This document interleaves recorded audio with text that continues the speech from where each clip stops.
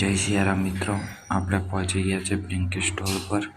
હવે ફટાફટ સ્કેન કરી ઓનલાઈન થઈ ગયા. પહેલો ઓર્ડર પડી ગયો. પહેલા ઓર્ડરમાં જ કસ્ટમરે નંબર તો રાખ્યો હતો, પણ ઘરની બહાર નંબર નહોતો.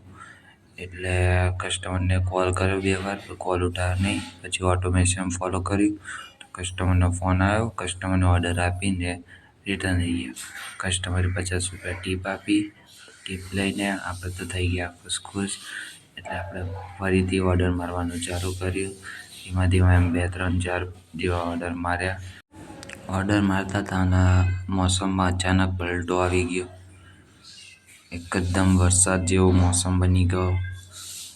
જો એકદમ અંધારું કરી દીધું છે અને થોડી વારમાં વરસાદ ચાલુ બી થઈ ગયો. આપણે રેનકોટ પહેરી દીધો. આ જો વરસાદ થોડી જ વારમાં ધમધમાવી દીધો. વરસાદ ભીનું કરી દીધું, પછી પાછો બંધ બી થઈ ગયો. વરસાદમાં બી આપણે ઓર્ડર મારવાના ચાલુ જ હતા. 4-5 ઓર્ડર માર્યા. રેન સર્ચ બી ચાલુ થઈ ગયું હતું. આપણે ઓર્ડર આપવા જઈએ છીએ કસ્ટમરના ઘરે. ચાલુ વરસાદમાં પહોંચી ગયા આપણે કસ્ટમરના લોકેશન પર. કસ્ટમરને ઓર્ડર આપી દીધો. આ હતું રેન સર્ચનું પેઆઉટ. રેન સર્ચ ₹15 ચાલુ હતું.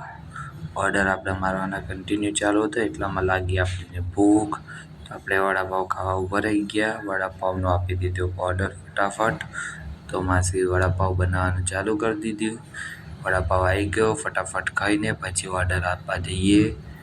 ઓર્ડર આપીને પછી પાછા સ્ટોર પર જઈએ. આ તો છેલ્લા ઓર્ડરમાં આવી ગયું કોલ્ડ બેગ. હવે આ કોલ્ડ બેગ આપવા પાછું જવું પડશે આપણે સ્ટોર પર. આ કોલ્ડ બેગ લઈને હવે પાછા જઈશું સ્ટોર પર પાછી આપીને પછી આપણે ઘરે જવાનું. આ તો આજનું પેઆઉટ. જય સિયારામ.